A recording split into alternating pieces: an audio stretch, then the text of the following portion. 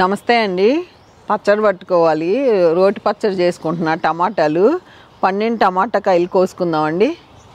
ఇగోండి కోసుకుందాం. ఇట్లా అంటేనే రాలిపోతున్నాయి. ఇగోండి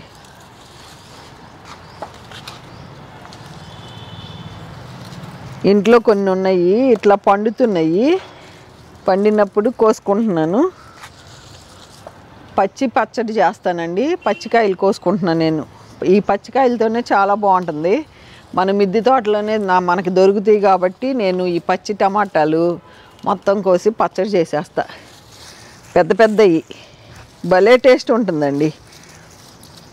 చాలా బాగుంటుంది. పచ్చికాయలు దొరికినప్పుడు మా చిన్నప్పుడు ఈ పచ్చికాయల కోసం మేము చాలా దూరం తోటలకు వెళ్ళి తెచ్చుకునేవాళ్ళం.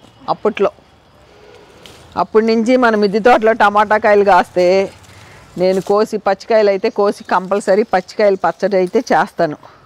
ఈ చెట్లు ఇంకొంచెం కడతాము. కట్టేస్తే మరలా అవి ఇంకో లావ్ అయినాక వస్తాయి. ఇదిగోండి ఈ 2 కోసేద్దాం.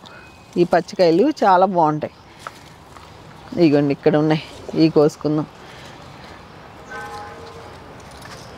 అందరూ ఉన్నారు మా ఇంట్లో. చాలా ఇష్టం అందరికీ. అందుకని కొయ్య తోటకూర పులుసు వేసి నేను ఈరోజు మా ఇంట్లో టమాటా పచ్చడి, అరటికాయ ఫ్రై అండి. ఇంకా ఎన్ని ఉన్నాయో చూడండి. ఇవి కూడా కోసేసుకుంటున్నా.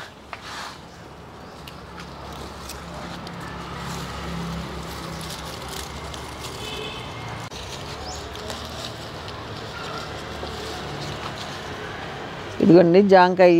ఇంకా రేపు పొద్దునకి అయితే ఇంకా బాగుంటుంది. కోసేస్తున్నాను జాంకాయ. చూసారుగా టమాటాలు పచ్చడికి వచ్చేసినాయి. చాలు ఈరోజు టమాటా పచ్చడి మా ఇంట్లో ఈ పచ్చికాయలతో. చిన్న వీడియో. ఓకే అండి, ఉంటానండి. బై అండి.